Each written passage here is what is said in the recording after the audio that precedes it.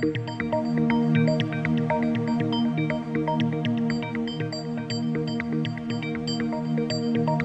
day and welcome. Thanks for joining us as we explore that intersection between law and our digital lives. Today, we're looking specifically at privacy and reputation. That's right. We'll be diving into a really significant South African case, Munetsi versus Madhuyu.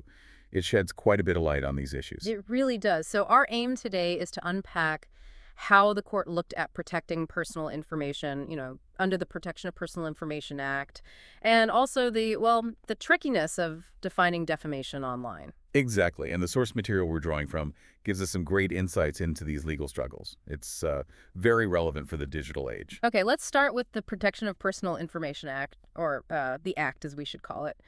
My understanding is it's fundamentally about making sure personal details are handled responsibly online. Precisely. The Act sets up the legal rules for processing personal information lawfully. And in this Munetsi case, there was a very specific incident the court had to rule on. Ah, yes, the publication of Mr. Munetsi's cell phone numbers on social media. That was central, wasn't it? It was. And the court was quite clear. What did they find exactly? They found that publishing his numbers like that, without consent, was a direct breach of the Act. So it really reinforces that individuals have a legal right to privacy over their information here in South Africa. It's not just up for grabs. Absolutely. It highlights that principle of control. You should have control over your own personal data. And the court recognized the potential harm, too. Harm? What kind of harm are we talking about? Well, the judgment noted things like potential harassment, unwanted exposure, the kind of negative consequences that can happen when private contact details are just put out there publicly. Right, which really underlines why the Act is so important in the first place. It's there to prevent that kind of thing. Exactly. And it shows the courts are willing to step in and enforce the Act to protect people from having their information misused online. That's a crucial point, the enforcement. It shows the Act has teeth, so to speak. It sets precedents. Okay, now let's shift gears a bit. Let's talk about defamation online. This always seems like such a difficult balancing act. It really is. You're weighing freedom of expression against, well, someone's right to protect their reputation. And how did that play out in the Munetsi case? I know there were specific statements mentioned. Yes, the court looked at the language used. It found that describing Mr. Munetsi as evil, specifically that word, was defamatory. Evil! That's quite a strong word. It is. But interestingly, the court didn't find all the statements made in the video to be defamatory. Ah, okay, so they drew a distinction. That highlights how nuanced these judgments have to be, doesn't it? It does. It's not always black and white. The source material points this out.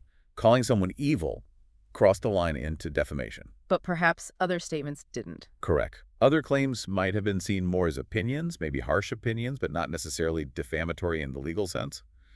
The court tried to strike a balance. A balance between allowing free speech, even critical speech, but drawing a line at false statements that cause real harm to reputation. Is that a fair summary? I think that captures it well. You have the right to speak freely, but not to spread harmful falsehoods that damage someone's standing. And that careful approach seems especially vital with social media, wouldn't you say? Yeah. Things spread so fast. Absolutely. The potential for damage is magnified online, so the courts really have to weigh the words and their likely impact very carefully. Which brings us to the broader picture, the implications of this ruling. What about accountability?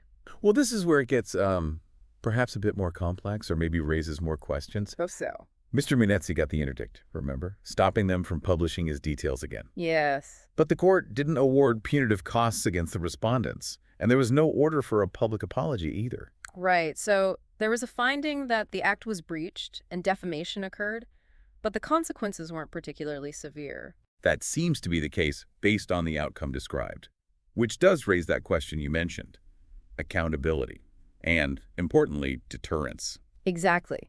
If the consequences aren't that significant, does it really discourage others from doing the same thing, breaching privacy or making defamatory statements online? That's the concern. Without meaningful repercussions, some might feel emboldened to, well, ignore the rules, knowing the potential penalties might be relatively minor. It almost suggests a potential, maybe a gap, in how effectively we can enforce accountability in these digital spaces right now. It could be interpreted that way. It highlights the challenge of making legal rulings truly effective deterrents in the online world. Does the remedy match the potential harm caused? And this outcome could definitely influence future cases, couldn't it? It sets a certain benchmark, perhaps a slightly limited one in terms of penalties. It certainly could.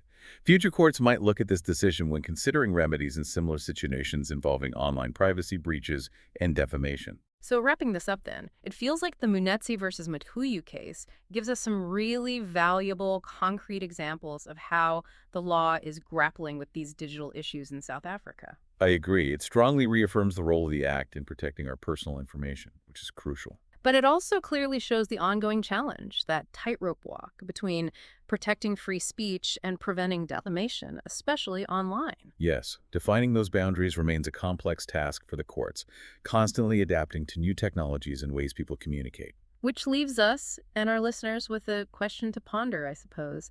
Yeah. Thinking about this case and the remedies applied, how do our legal frameworks need to keep evolving? hmm To ensure we have both strong protection for privacy and real, meaningful accountability when harmful defamatory statements are made online. Exactly. Something to think about. Thank you for joining us for this deep dive.